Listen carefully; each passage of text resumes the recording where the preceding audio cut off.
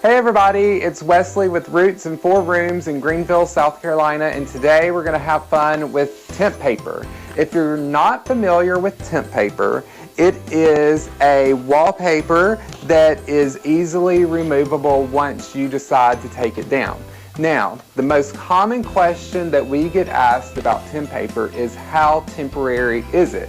Because a lot of people think with the name Tempaper that it has a certain amount of lifespan. Well, Tempaper will stay on your wall as long as you want it to. When you decide to take it down, you just peel it off the wall is not damaged. I love this product, and today I'm going to show you just the basic steps on how to install this on an accent wall. There's a few things that you'll need to know before you get started. One, you want your wall to be eggshell or glossier. You cannot use this on a flat paint. Next thing to know is if you're working on a hard surface such as hardwood, I always like to put down a towel because you don't want to scratch the wallpaper as you're pulling it. I like to let my roll sit on the ground and pull the paper up, and I don't want it to get scratched. Next thing is you're going to need a few tools. You're going to need a measuring tape, you're going to need a pencil, you're going to need a level, and some type of squeegee. I like this one from Tempaper because it has the felt on it so it won't scratch the wallpaper. Again, you want a soft surface. And you're also going to need a razor blade or something sharp to cut with at the end, and a ladder depending on how tall you are or how tall your ceilings are. So the first step in installing the Tempaper is to start in the center of the wall. Now this is very important because if you don't line it up exactly right, you're going to have discrepancies. And if you start in the center, you can spread those discrepancies out over the length of the wall. If you start in one end and then work your way down, then when you get to the other end, your discrepancies are going to be very noticeable. So if you start in the center, you can spread them out and you can cover them up. So this is very important, I've found, and it makes things a lot easier. So always start in the center. Next thing that you need to know is you want to draw a straight line down your wall. And you want to do this with a level and make sure that it is straight, because getting the first piece straight is the most important thing. This will eliminate your discrepancies and make your life a lot easier and make it go a lot smoother. So start by drawing a straight line down the wall, and then you will work off of that wallpaper piece knowing that it's already straight all the way down your wall. And that's basically it.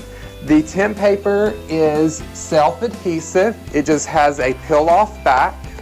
And when you start at the first piece, you're going to want to leave a little bit of hangover at the top in case your ceiling is not straight.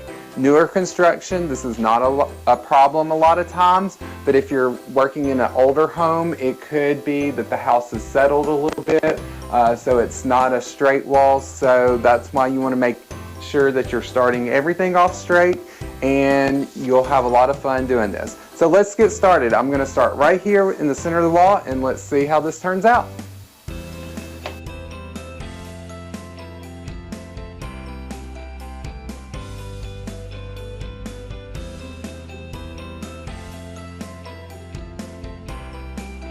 Now that we have this on, we are ready to go to the second piece. I'm going to go to that side and then back and forth, and we'll keep going down the wall.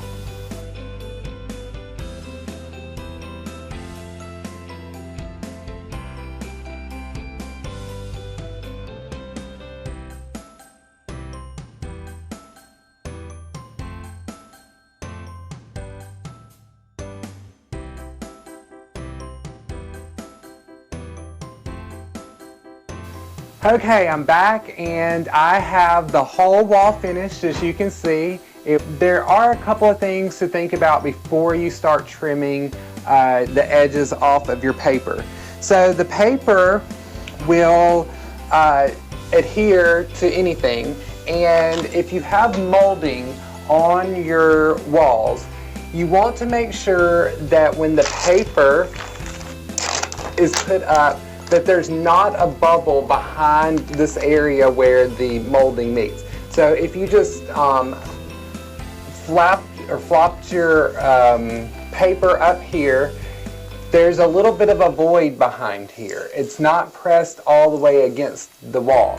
And if you start trimming, then it's going to lay down flat, and you're going to realize that you have a space between your wall and your molding, and you're going to see the paint behind it. So what you want to do is pull those edges down a little bit. Take your squeegee. This has a sharp edge or a fine edge that will mash all the way up, and you can use this, you can use a credit card, but use something with a straight edge and pull down a little bit, and then mash your paper up to the molding. This way there's no holes between your wall and the molding. Then you can press your paper up so that it's out of your way. So do this. You can do this as you go, or just remember, before you start trimming, you want to make sure there's no holes behind there, because if you don't, your paper is going to be too short. So you want to make sure it's all the way around, and then just take a razor blade and trim off the excess.